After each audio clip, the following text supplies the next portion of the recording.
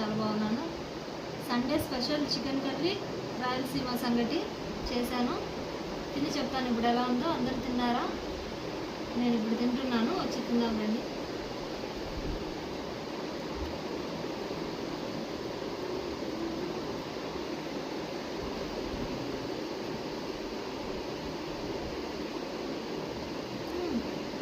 చాలా బాగుందండి. అసలు రాగి సంగటి చికెన్ కాంబినేషన్ సూపర్ ఉంటుంది.